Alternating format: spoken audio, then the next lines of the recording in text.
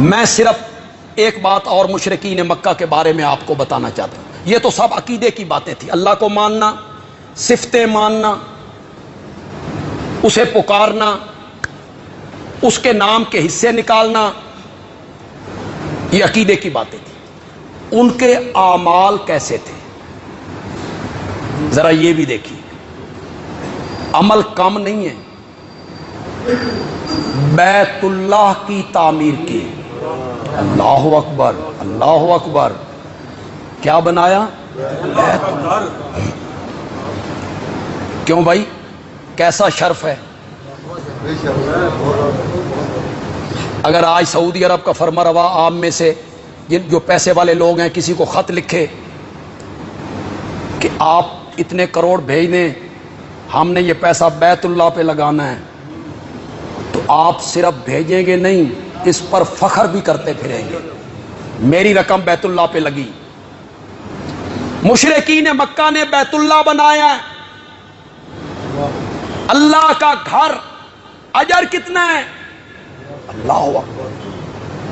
ایک عام مسجد جو آپ کے گاؤں میں بنی، محلے میں بنی، آپ کے ڈیرے پہ بنی، عام مسجد، اس کا اجر کیا ہے جناب؟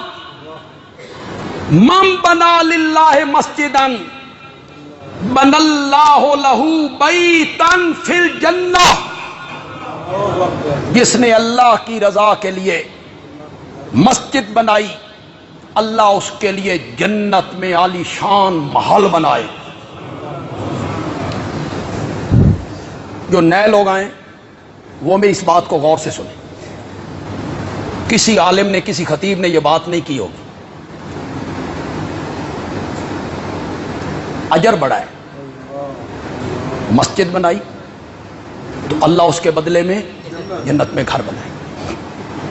اب میں ہوں، میری مالی طاقت نہیں کہ میں پہلے پلاٹ خریدوں، پھر اینٹیں فراہم کروں، پھر سیمنٹ، پھر بجری، پھر ریت، پھر مستریوں کی مزدوری، پھر لینٹر، پھر دروازے، پھر فرش. مجھ میں طاقت نہیں. 2-4 بندے نکلے ایسے جن میں یہ طاقت. ایسے ہی ہے نا. مولا اجر بڑا ہے لیکن ہم میں تو طاقت نہیں. اللہ نے فرمایا میرا کوئی حکم عدل کے خلاف نہیں ہے. امیر لوگ مسجدیں بنائیں اور جنت میں گھر بناتے رہیں اور غریب دیکھتے رہیں، نہیں، یہ ہمارے عدل کے خلاف ہے.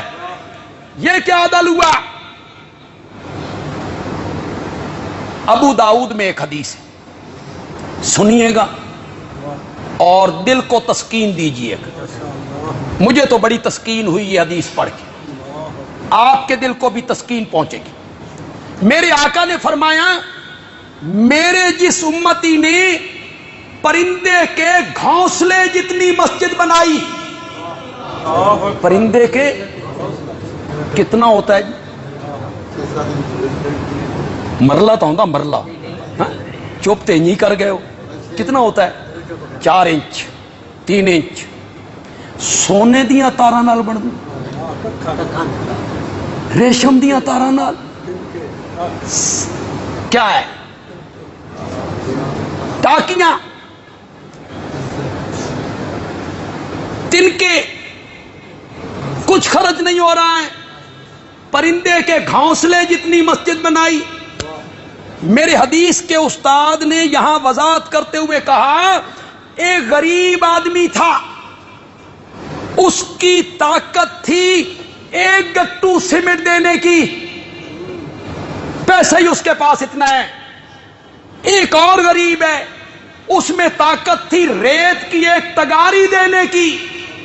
غریب آدمی ہے، مزدور آدمی ہے، دن میں 300-400 روپے کماتا ہے. جس آدمی نے مسجد کی تعمیر میں سیمنٹ کا 1 گٹو دیا یا ریت کی 1 تگاری دی، ہم اس کے لیے بھی جنت میں عالی شان محل بنا دیں. ہماری رحمتوں سے کوئی دور ہے یہ بات؟ یہ جو طلبہ ہیں، علماء ہیں اور آپ میں جو عربی جاننے والے ہیں، اس حدیث سے یہ مفہوم خود بخود نکلتا ہے इस हदीस में से निकल रहा है। मम बना लिल्लाह मस्जिदन, ये नून तनवीन का किल्लत के लिए, बनल्लाहु लहू बैतन, ये नून तनवीन का अजमत के लिए।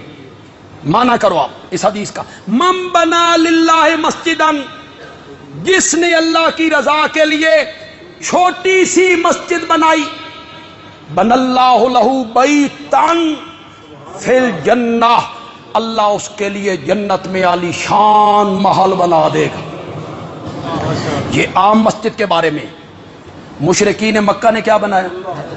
जोर से बोलो, जोर से बोलो, बैतुल्ला। और बनाया भी कैसे?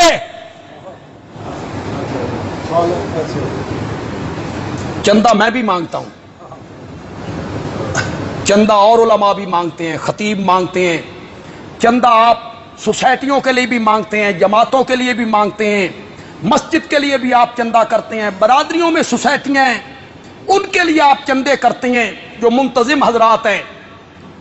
लेकिन खुदा की कसम, जिस तरह चंदा किया ना मुशरिकीन मक्का ने, इन चंदा भी कोई नहीं करता। आपको सुनाऊं, आप हैरान हो जाए। कहने लगे बैतुल्ला बनाना है,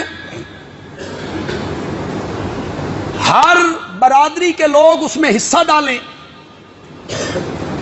हर कबीला हिस्सा डाले, लेकिन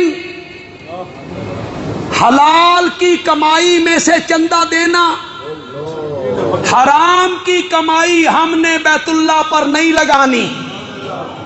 कौन कह रहे हैं जी? शाबाश शाबाश। कौन? ये किस से डर रहे हैं?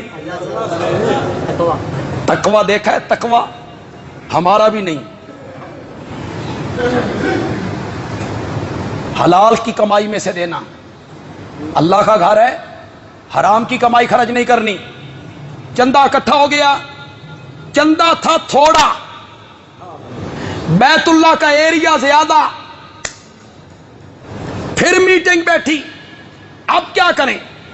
इस चंदे से छत नहीं पड़ती इस एरिया पर, तो तय हुआ बैतुल्ला का एरिया छोटा कर लो, कुछ हिस्सा बाहर निकाल दो, बैतुल्ला का एरिया छोटा कर लो, हराम की कमाई में से उस पर खर्च। ये हतीम जो है, बैतुल्ला के एक तरफ जो चार दीवारी है गुलाई, ये हजरत इब्राहीम अलैहिस्सलाम की तामीर में बैतुल्ला में शामिल थी। ये बैतुल्ला का हिस्सा था। ये किसने बाहर निकाला था? मुशरिकीन ने इसलिए बाहर निकाला कि चंदा कम था और बैतुल्ला का एरिया जो था वो क्या था? बैतुल्ला की तामीर की, और इस तरह तामीर की, खुद पत्थर ढो के लाए। इस तामीर में मेरे प्यारे पैगंबर भी शामिल हैं। बैतुल्ला बनाया, हाजियों को सत्तू पिलाते हैं, हाजियों की खिदमत करते हैं, उन्हें सत्तू पिलाते हैं। अब मुझे आप बताएं, आबे ज़मज़म पीते हैं, बैतुल्ला के मुतवल्ली हैं, बैतुल्ला की सफाई करते हैं, सफाई। अल्लाह अकबर, हर साल हज करते हैं। मुझे आप बताएं, उनके ये आमाल अल्लाह के यहां दर्जा कबूलियत पाएंगे? कबूल हो जाएंगे? नहीं होंगे। किस वजह से? उसी शिर्क की वजह से, जो उनका शिर्क था, जिसे मैं अगले जुमे बयान करूंगा कि इंशाअल्लाह कि मुशरिकीन मक्का का शिर्क क्या था। उस शिर्क की वजह से आमाल बर्बाद हो गए। कुरान ने कहा हाबितत आमालुहुम फला नुकीमु लहुम यौमल क़ियामत वज़ना। हाबितत आमालुहुम, उनके अमाल क्या हो गए? फला नुकीमु लहुम यौमल क़ियामत वज़ना, हमने क़ियामत के दिन उनके लिए तराजू कायम ही नहीं करना। इन मुशरिकीन ने आना है, अल्लाह ने कहना ले जाओ जहन्नम में, कोई अमल नहीं तोलने। मौला یہ زیادتی نہیں؟ انہاں بیت اللہ بنایا، حاجیوں کو ستو پلائے، بیت اللہ کے متولی تھے، غریبوں کی مدد کرتے تھے، یتیم لڑکیوں کی شادیاں کروائیں، ہسپتال بنائے، نفل پڑھے، تہجد پڑھے، تسبیح رولی، تسبیح بھی 500 دانے دی۔ مولا کہتا ہے کوئی حساب کتاب نہیں، لے جاؤ جہنم میں، کوئی عمل نہیں تولنے۔ مولا تولتے صحیح، مولا انہاں دے متھے دا محراب تے ویکھ، اتنا اخروٹ جیڑا محراب ہے وہ تو دیکھ۔ فرمایا نہیں،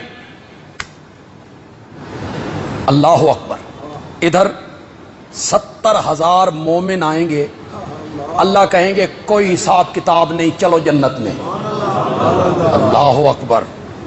یہ 70,000 جو ہے نا، 70,000 یہ کوئی معین عدد نہیں ہے نا بھائی، معین عدد ہے صرف 70,000 گن کے اللہ بھیجیں گے، نہ، یہ کثرت سے کنایا ہے، کثرت سے کنایا ہے۔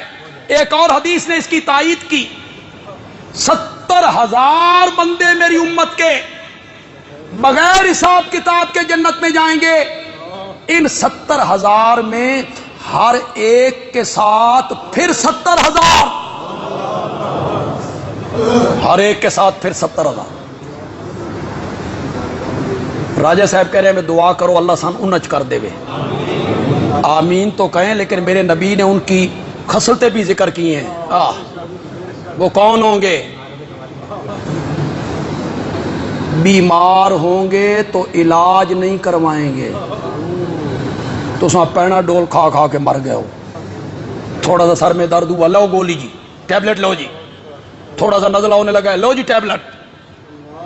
تو وہ ان کی پہلی کیا علامت بیان کی میرے آقا نے؟ بیمار ہوں گے علاج نہیں کروائیں گے، جھاڑ پھونک کے قریب نہیں جائیں گے۔ تم بھاگتے ہو عاملوں کے پیچھے، میرے گھر جن ہو گئے نہیں، جن جی صندوقوں سے پیسے نکال لیتے ہیں جی، اور گھر دے وچ کوئی جن ویکھ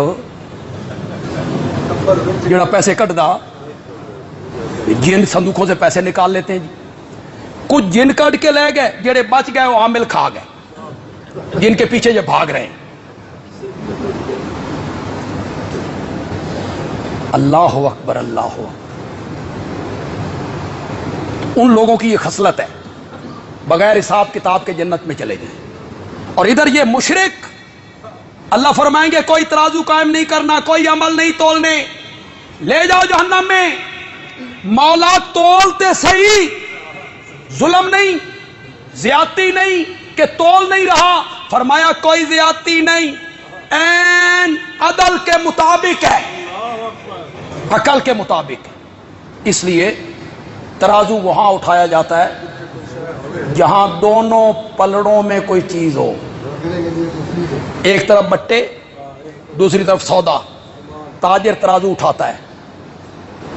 اور اگر ایک طرف بٹے ہوں دوسری طرف سودا کوئی نہ ہو، یا ایک طرف سودا ہو دوسری طرف بٹے کوئی نہ ہو، وہ تاجر ترازو اٹھائے، اسے کیا کہو گے؟ پاگل ہے۔ ترازو وہاں اٹھایا جاتا ہے دونوں پلڑوں میں رکھنے کے لیے کوئی چیز ہو، ان کے ایک پلڑے میں گناہ ہی گناہ، گناہ ہی گناہ، گناہ ہی گناہ۔ جو نیکیاں کی تھیں ان نیکیوں کو شرک نے برباد کر دیا تھا، دوسرے پلڑے میں رکھنے کے لیے چیز ہی کوئی نہیں، ہم نے ترازو کیوں قائم کرنا؟